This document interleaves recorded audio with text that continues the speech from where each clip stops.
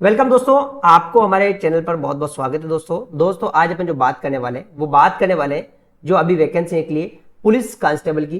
तो दोस्तों अगर आप हमारे जो है ऑफलाइन सेंटर पर जाकर आप तैयारी करना चाहते हैं तो हमारा ऑफलाइन सेंटर हरनौदा शाहजी में हरनौदा शाहजी हरनौदा शाहजी में हमारा ऑफलाइन सेंटर है। बाबा रामदेव मंदिर के पास में हमारा ऑफलाइन सेंटर है। यदि आप लोग तैयारी करना चाहते हैं पुलिस कांस्टेबल की तो आप लोग वहां से तैयारी कर सकते हैं। भर्ती में देखते हैं भर्ती में क्या क्या चीजें निकली है। तो यहाँ पर भर्ती के अंदर निकला है कि कितनी पोस्ट निकली। देखो ये 9 अप्रैल का है और 2025 का है। दोस्तों आपके पास बहुत ही अच्छा मौका है, इस मौके को आप बिल्कुल भी मत गंवाइए। यहाँ पर बात करेंगे कि इसमें जो है पुलिस के विभिन्न जिला यूनिट और कांस्टेबल यानी सामान्य चालक बैंड के है ना 8,148 नॉन टीएसपी रिक्त पदों पर भर्ती के लिए समान पात्रता परीक्षा सीनियर सेकेंडरी लेवल 2024 में सफल रहे अभ्यर्थियों से ऑनलाइन आवेदन पत्र है ना आमंत्रित किए जाते हैं। तो ये जो सफल रहे पात्रता परीक्षा जो भर्ती होती है उसमें जो सफल रहे विद्यार्थियों के लिए यानी कि 8,148 पोस्ट यहाँ पर निकली हुई है। अपन यहाँ पर देखेंगे इसका आवेदन कैसे कर सकते हैं अपन। तो ये आवेदन ऑनलाइन राजकॉम इन्फो सर्विसेज है ना लिमिटेड RISL द्वारा संचालित समस्त ई मित्र कियोस्क और जन सुविधा केंद्र CSCS यानी कॉमन सर्विस सेंटर के विभिन्न विभागों की वेबसाइट पर विज्ञापन समाचार पत्रों में प्रकाशित होने के पश्चात 28/4/2025 से लेकर 17/5/2025 तक भरे जा सकते हैं। 20 दिन का टाइम दिया है दोस्तों। ओनली केवल आप लोगों को आपको 20 दिन का समय दिया है। तो 20 दिन के अंदर अंदर अपने फॉर्म भर दीजिए। और फॉर्म भरने की तारीख अपन यहाँ देख लेते हैं क्योंकि हम जो इंपॉर्टेंट चीजें उन्हीं के बारे में अपन देखने वाले कि यहाँ पर अपन फॉर्म कब को जो है फॉर्म भरने के लिए जो आप इस तारीख के बीच में आप फॉर्म भर सकते हैं। इसके बाद आपको यहाँ पर 18/5 से लेकर 20/5/2025 तक आपको क्या है कि संशोधन त्रुटि सुधार हेतु वेबसाइट पे लिंक मिलेगा। कभी कभी क्या होता है कि ऑनलाइन अपन जब फॉर्म भरते हैं तो अपन से क्या गलती हो जाती है, तो उसके लिए सुधार के लिए आपको ये समय मिलेगा। ये भी आप बिल्कुल ध्यान रख लेना क्योंकि कभी कभी आप लोगों से गलती हो जाती है तो फिर बाद में कहते हैं सर मेरा फॉर्म में रिजेक्ट तो नहीं हो जाएगा, ये सारी चीजें है ना। तो आप यहां से ऐसे कर सकते हैं। और आवेदन त्रुटि सुधार हेतु भाई इसका तो शुल्क लगेगा, 300 रुपए ऑनलाइन जमा करना पड़ेगा। अगर आपकी कोई फार्म में भरते समय कोई गलती हो गई तो आपको इसको क्या है इसका 300 रुपए जमा करना पड़ेगा यदि त्रुटि का सुधार करना है। तो अब आप आगे देख लेते हैं अपन और क्या क्या चीजें इसके अंदर।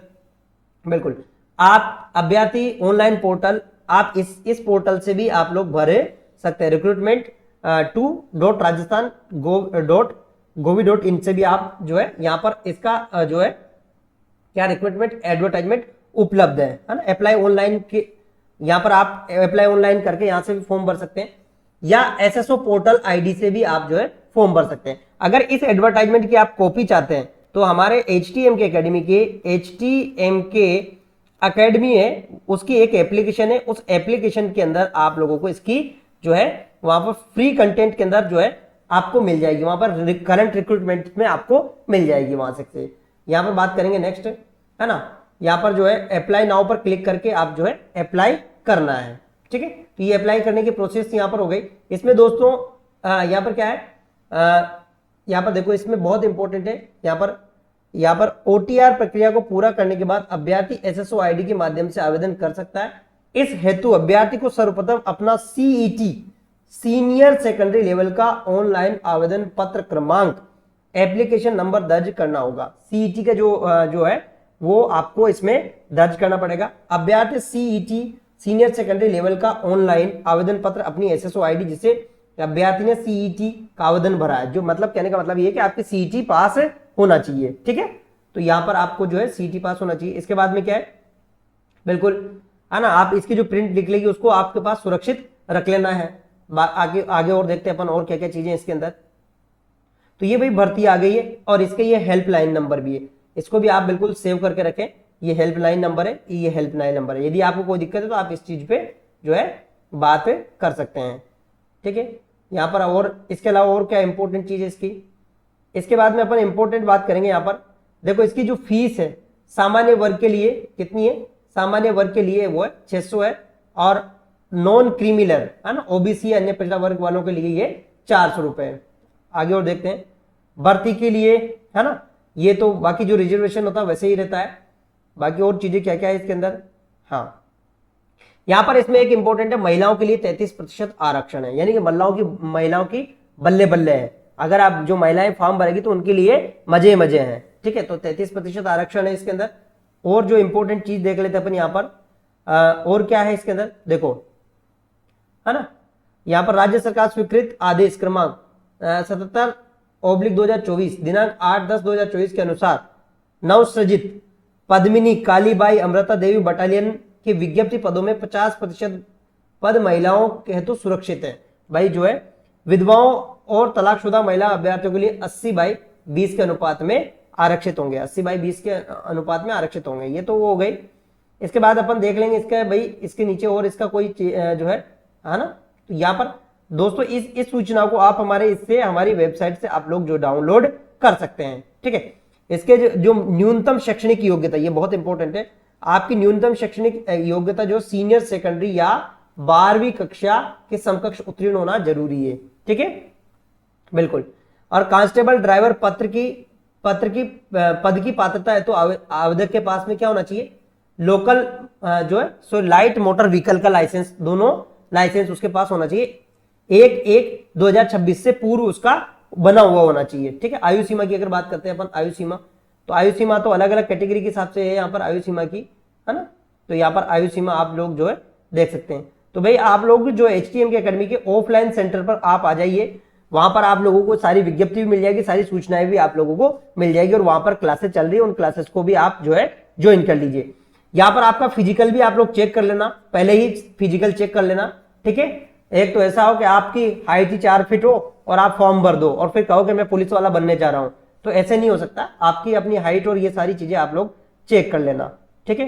इसके अलावा आपका जो है आंख जो है, किसी के अगर आंख में प्रॉब्लम है तो वो चश्मा पहने, जैसे सुधार या बिना सुधार के, है ना, 6/6 6/9, है ना, ये आंखें होना चाहिए। ऐसा नहीं कि आंख के अंदर कोई प्रॉब्लम हो और आप फॉर्म भर रहे हैं तो आपको भी जो है दिक्कत आएगी। देखो ये रतौंधी, दृष्टि रोग, कलर ब्लाइंडनेस, है ना, ये ऐसे जो है ना नहीं होना चाहिए, इनमें का कोई भी आपको जो है डिफिकल्टी नहीं होना चाहिए, है ना, ये जो है ये कोई डिफिकल्टी नहीं होना चाहिए। यदि इनमें से आपको कोई डिफिकल्टी है तो फिर मेडिकल में आप लोगों को निकाल दिया जाएगा, जो मेडिकल होता है ना उसमें निकाल देते हैं, है ना। इस चीज को ध्यान रख लेना आप लोग। तो ये बहुत इंपॉर्टेंट है, इस चीजों को आप बिल्कुल ही ध्यान रख लेना। आप तैयारी तो कर रहे हैं लेकिन इस चीज का भी आप ध्यान रखना, कलर विजन की प्रॉब्लम का, है ना, मेडिकल में निकाल देंगे, नहीं तो सारी तैयारी होने के बाद में आपको मेडिकल में निकाल देंगे। यहां पर देखो, अब यहां पर सबसे बात करेंगे चयन प्रक्रिया किस आधार पर होगी। तो यहां पर जो चयन प्रक्रिया की बात करेंगे तो इसमें 150 प्रश्न आएंगे, है ना। कांस्टेबल सामान्य के लिए, कांस्टेबल चालक और कांस्टेबल बैंड 3 इसके अंदर है, तो इनके लिए 150 150 150, है ना। यहां पर दक्षता, है ना, यहां पर कोई लागू नहीं है, इसमें जो है दक्षता के लिए 30% है दक्ष, और इसमें भी 30 है। 30 का दक्षता का मतलब होता है स्किल, जो स्किल होता है वो होता है दक्षता, ठीक है। यहाँ पर कोई दक्षता नहीं है लेकिन इसमें स्किल की। यहाँ पर एनसीसी, होमगार्ड, पुलिस से संबंधित विषयों और डिप्लोमा उपाधि प्राप्त प्रमाण पत्रों के आधार पर आवंटित अंक, है ना। तो यहाँ पर एनसीसी और इनके हिसाब से इसमें 20 है, इसमें कोई लागू नहीं है, इसमें भी कोई लागू नहीं। तो टोटल आप लोगों का 170 होगा, है ना, और इसमें 180 होगा, और इसके अंदर जो है हाँ, तो यहां पर जो है इसमें हाँ इसमें लागू नहीं, कांस्टेबल बैंड में इसमें लागू नहीं है, ठीक है। तो इस प्रकार से आपकी योग्यता है भाई। यहाँ पर पेपर जो है, पेपर के अंदर क्या क्या आपका सिलेबस क्या आएगा, बहुत इंपॉर्टेंट है। सिलेबस की बात करेंगे अपन यहाँ पर, तो सिलेबस में क्या आएगा, विवेचना, तार्किक योग्यता, सामान्य गणित, कंप्यूटर और सामान्य ज्ञान। लगभग इसके आपको 60 प्रश्न आएंगे और 60 ही अंक के होंगे ये।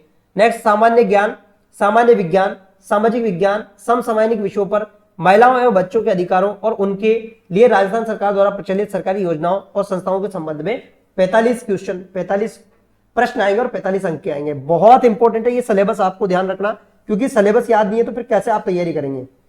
नेक्स्ट राजस्थान के इतिहास, संस्कृति, कला, भूगोल, राजनीति एवं आर्थिक इत्यादि के लिए 45 अंक आएंगे। तो भाई ये सब चीजें आपको जो है ये आपको इसकी कटिंग आपको स्क्रीनशॉट लेके रख लेना, ये चीजें आपको बिल्कुल आपको ध्यान में रख लेनी है।